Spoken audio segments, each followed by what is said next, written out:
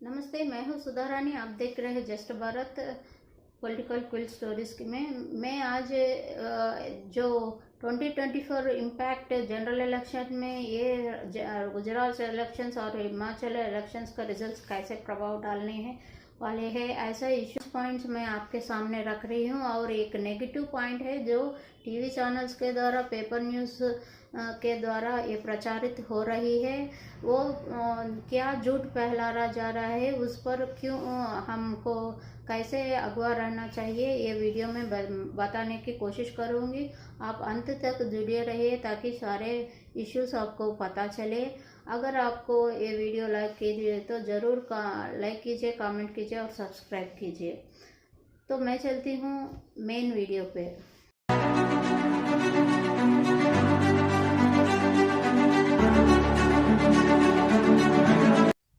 Welcome back.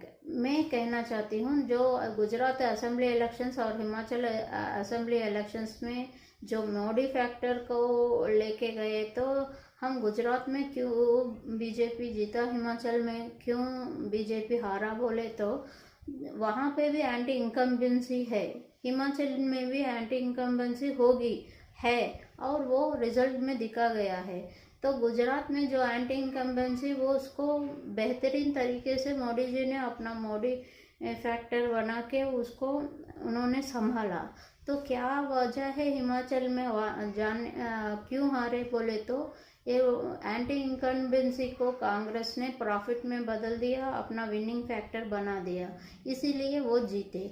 तो कैसे ये कोई बड़ा पॉलिटिकल ये नहीं है कि किसी जनता को नहीं मालूम, ये मालूम है, मगर फिर भी हमको एनालिसिस करने की ज़रूरत है, क्योंकि ये 2024 जनरल इलेक्शंस में क्या इम्पैक्ट होगी इस इलेक्शंस का रिजल्ट। तो मैं बोलती हूँ यस 5% इम्पैक्ट होगी हिमाचल प्रदेश का रिजल्ट्स। क्यों बोले तो आज ये 5 पॉइंट्स में मैं आपको बताना चाहती हूँ।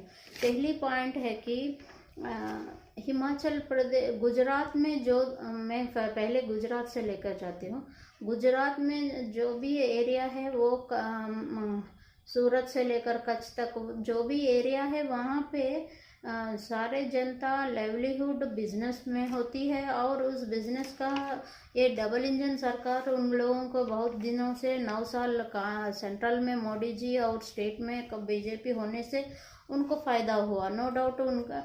तो एंटी इनकम्बेंसी इतना नहीं है जितना अदर स्टेट्स में है।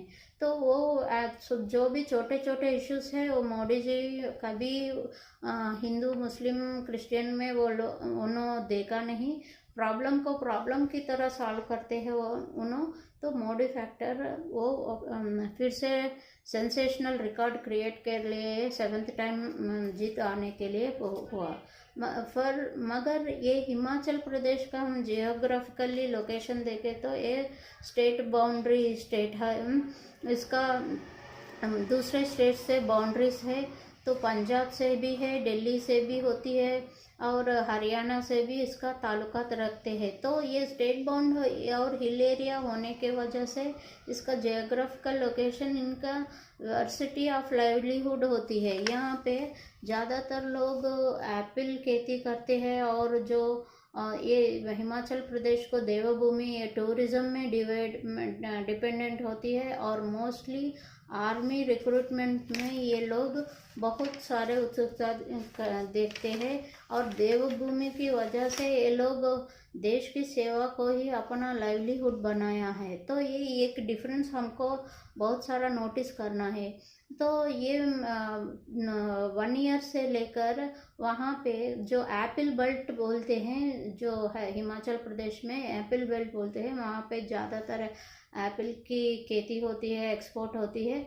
वही रीजन्स पंजाब से 15 डिस्ट्रिक्ट्स वहाँ पे आते हैं। तो पंजाब का 15 डिस्ट्रिक्ट्स पंजाब में चली गई, तो ऐसा हिमाचल प्रदेश का बाउंड्रीज है। तो ये इम्पैक्ट ऐसा हुआ कि पद या अग्निवीर स्कीम से लेकर इसमें सारे जनता जो मैक्सिमम यहाँ पे लाइवलीहुड आर्मी में रिक्रूट होना, तो ये अग्निपथ स्कीम उनको समझ में नहीं आया, क्योंकि बीजेपी गवर्नमेंट ने इसको पायलट प्रोजेक्ट बना के स्कीम को इंट्रोड्यूस करे तो अच्छा होता था, मगर ये समझ में और समझाने में बदलने में तत्कालिक बीजेपी गवर्नमेंट फेल हुई है।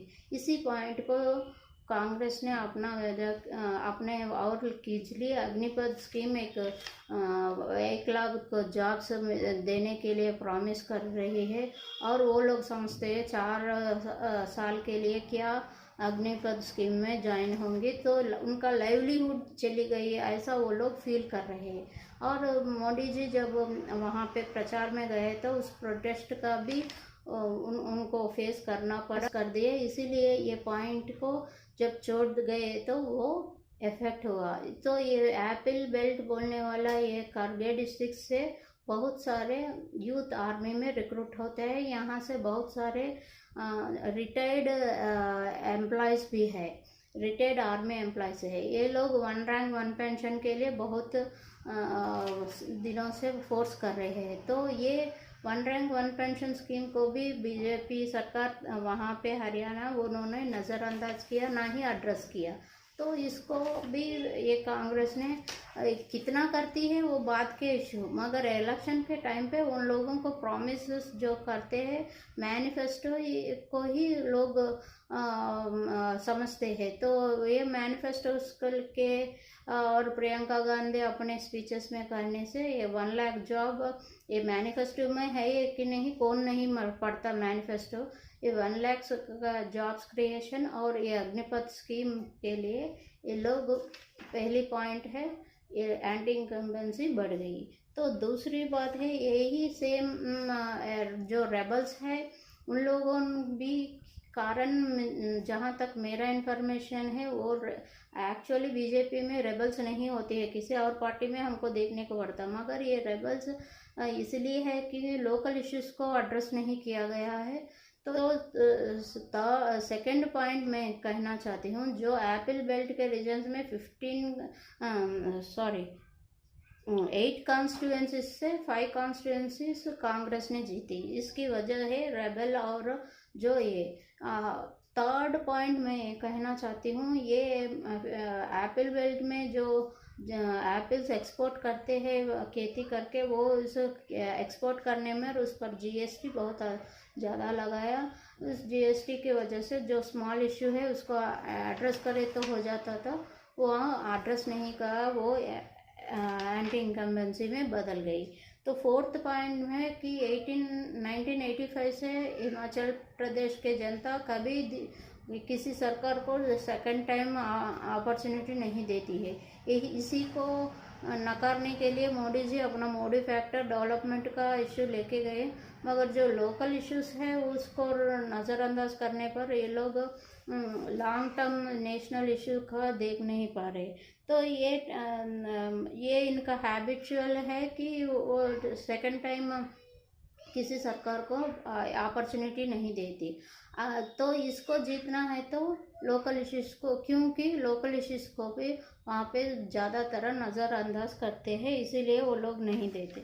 तो मैं फिफ्थ पॉइंट ये कहना चाहती हूँ, शिमला ये ऐसी जगह है जहाँ कांग्रेस का बहुत सारा बॉन्डेज है। वो बॉन्डेज हमको नकार नहीं सकते, जो इजीली पीपल डाइवर्ट हो गए, क्योंकि आप जनता खुद अपना लाइवलीहुड को पहले देखते हैं, बाद में नेशनल इशू। तो जो ये असेंबली इलेक्शंस है और शिमला से कांग्रेस का बॉन्डेज जो पुराना सा है उसको तोड़ने पर बीजेपी नाकाम हुई, इसीलिए एंटी इनकम्बेंसी उसको उन लोग को लिए प्रॉफिट बंद हुआ। तो ये फिफ्थ पॉइंट ऐसा हो रहा है। तो मैं कहना चाहती हूँ ये डेमोक्रेसी, रिपब्लिक ऑफ इंडिया, ये डेमोक्रेसी किसी और देश में देखने को नहीं मिलता। यहाँ में जनता हर बार अपने इश्यूज़ को सॉल्व करते हुए नेशनल सिक्योरिटी के लिए बारे में सोचते हैं, क्योंकि हम लोग समझते कि जनता को कुछ नहीं मालूम, मगर जनता जनार्दन बहुत क्लेवर होते हैं। उन लोगों को असेंबली को कैसे जिताना है और जनरल इलेक्शन में कैसे वोटिंग करना है उन लोगों को बहुत अच्छी तरह। ये लोकल इश्यूज को एड्रेस ना करने पर यहाँ पे बीजेपी सरकार का मोदी जी फैक्टर कितना भी हो, वहाँ पे ये एंटी इनकम्बेंसी में बदलकर जो इसको कांग्रेस ने सक्सेसफुली ये पॉइंट्स को, लोकल इश्यूज को अपने तरफ ले गई, क्योंकि उनका बॉन्डेज है। अभी अभी जो कांग्रेस पिछले 5 साल में कांग्रेस के थे वो लोग बीजेपी को वोट दिए, वो फिर से वहाँ पे टर्न आउट हो गए। इसको ब्रेक करने में बीजेपी विफलता हुई, क्योंकि लोकल इश्यूज को इन लोगों ने बहुत सारा नज़रअंदाज किया। तो मोदी जी ओवरऑल फैक्टर काम कर गए, इसीलिए 25 सीट्स इन लोगों ने जीतने पर इनका मौका आया। तो ये था हिमाचल प्रदेश का जो 5 पॉइंट बीजेपी ने नज़रअंदाज की। और अपोजिशन में मैं ये कहना चाहती हूँ, अपोजिशन ये ऐसी चीज़ है इस डेमोक्रेसी में, जब सिटिंग जो भी पार्टी होती है, जब वो लोकल इश्यूज़ को नज़रअंदाज करे तो कंपलसरी अपोजिशन में डाइवर्ट होते हैं। ये कोई बड़ी बात नहीं है। तो 2024 में क्या इसका इम्पैक्ट होगी? तो हाँ होगी। क्यों, क्या, किस वजह से कह रहे हैं बोले तो हरियाणा, हिमाचल प्रदेश, पंजाब, उत्तर प्रदेश एंड बिहार, यहाँ से जितने भी लोग अग्निपथ और अग्निस्क्रीम में रिक्रूट होते हैं, देश में कहीं और से नहीं होते हैं। तो इन लोगों पर ये अग्निपथ और अग्निवीर का स्कीम पर जो नेगेटिव इम्प्रेशन है उसको निकालने का ज़रूरत है। तो जब ये तक ये न्यू अग्निपथ स्कीम का जो न्यू रिक्रूटमेंट हुई, उसमें से जब जनता निकल के आ गए, तब जाके इसका प्रॉफिट और लॉस जनता को समझ में आएगी। तब तक इन लोगों को एजुकेट करने का ड्यूटी, दायित्व बीजेपी को बढ़ती है। तो ये इसको एंटी इनकम्बेंसी में ना बदलने का अब दायित्व बीजेपी पर है, जेपी नड्डा साहब पर है। तो ये पॉइंट है।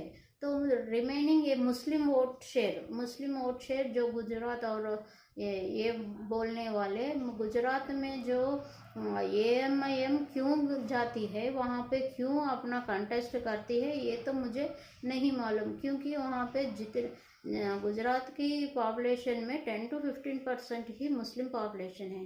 तो उनका वोट शेयर कितना होगा? ये AMIM क्यों कंटेस्ट करती है? वो एक सीट के लिए या वो परसेंटेज के लिए मुझे तो नहीं मालूम। टीवी चैनल्स तो एकजुट ज़बरदस्त फैला रही है कि AMIM का मुस्लिम जो वोट्स है, जो AMIM कॉन्टेस्ट करने से वो बीजेपी को चलेगा। इससे कांग्रेस और आपके और AMIM बीच में मुस्लिम वोट बट गए। वहाँ पे पॉपुलेशन ही नहीं तो वोट शेयर कहाँ होगी, इन पर क्या डिस्ट्रीब्यूशन होगी, ये तो समझ में नहीं। तो क्यों इस झूठ पर बीजेपी भी खामोश है, मुझे नहीं मालूम। पॉलिटिकल पार्टी से बिलोंग नहीं करती हूँ, इसलिए मैं करती हूँ। इस झूठ को हमको नकारना है। जहाँ पे मुस्लिम पॉपुलेशन ही नहीं है तो ये AMIM का फैक्टर कहाँ से आते हैं? ये आप और कांग्रेस AMIM के बीच में मुस्लिम वोट शेयर, क्योंकि मोदी जी ने बहुत अच्छी तरह से उनके सामने प्रॉब्लम होती है, ना ही ये मुस्लिम वालों का, हिंदू का या क्रिश्चियन का प्रॉब्लम उन्होंने कभी नहीं देखा, वैसे ही काम किया। इसीलिए वो 7th टाइम वहाँ पे जीतने का है। वहाँ पे कोई मुस्लिम्स का पॉपुलेशन इतना डिसाइडिंग फैक्टर नहीं है, तो ये लोग क्यों इतना इस एक चीज़ का ऐसा प्रोजेक्ट करते हैं? शायद गुजरात में बेनिफिट हुआ, मगर सारे मुस्लिम पॉपुलेशन हर एक स्टेट में ऐसा ही थिंकिंग नहीं रखते हैं। जैसे गुजरात में जो तोड़े पॉपुलेशन है, बात सच है, उसी को हम दोहराना है, मगर टीवी चैनल्स में ऐसा ही उनको इतना इम्पोर्टेंस देते हैं जो वहाँ पे नहीं है। उन लोगों के लिए इतना इम्पोर्टेंस का देना ये उचित बात नहीं है। तो गोवा यहाँ पे भी हिंदू है, कभी हमने टीवी चैनल्स में देखा कि गोवा में हिंदूस कम हैं, वहाँ पे हिंदूस ने किसको वोट दिया, इस पर चर्चा होती है। आपने कभी देखा? इस पर कम नज़रिया से देखते हैं नेशनल चैनल्स में। मगर जब गुजरात की फैक्टर मोदी जी आए तो वहाँ पे मुस्लिम्स होना ज़रूरी है, तो इसलिए शायद ये झूठ फैलाना उचित समझते हैं। मगर झूठ है, उस झूठ को मैं ये नकार कर आपके सामने रखती हूँ। होप आप सबको इस वीडियो में जो 5 पॉइंट्स है उस पर आइडिया मिली होगी। और 2024 इम्पैक्ट में बहुत ये सीरियस ये कांग्रेस के लिए अंतिम जनरल इलेक्शन होगी और दूसरे अपोजिशन के लिए ये भड़काने किसी भी तरह जनरल इलेक्शन जीतने के लिए वो लोग ट्राई करेंगे। तो क्या फैक्टर्स होंगे, ये क्या नहीं होंगे, उस पर बीजेपी बहुत कंसंट्रेट करके एक चर्चा करके इस पर नज़र भी किसी इश्यू पर नज़रअंदाज ना करते हुए आगे जाना है, तभी जीत मुमकिन होंगी। बहुत ये राहुल जोड़ो यात्रा नहीं, ये राहुल भारत तोड़ो यात्रा बोलते हैं, क्योंकि ये इन्होंने यात्रा में ये कहते हैं मैं तो इलेक्शंस के लिए नहीं आया हूँ, मगर ये सारे जो प्रीवियस कांग्रेस रिटायर्ड इंटेलेक्चुअल्स को, सारे एनजीओस को इकट्ठा करके टुकड़े टुकड़े को ये रेडी कर रहे हैं कि ज़रूरत नहीं, जब तक हम लोग नहीं जीतते हम लोग अलर्ट रहना। हिंदुओं को भी ज़रूरत है, बीजेपी को भी ज़रूरत है, जो अन्य पार्टी जो नेशनल इशू के लिए लड़ती है उन लोगों को भी अलर्ट रहने के लिए ज़रूरत है। होप आप सबके इस वीडियो में एक इम्पॉर्टेंट इशू मैं आपको एक्सप्लेन करें, आपको पसंद आए तो प्लीज़ लाइक कीजिए, शेयर कीजिए, कमेंट कीजिए, सब्सक्राइब होइए। फिर एक वीडियो में मिलने तक मैं लेते हूँ अलविदा। जय हिंद, जय भारत।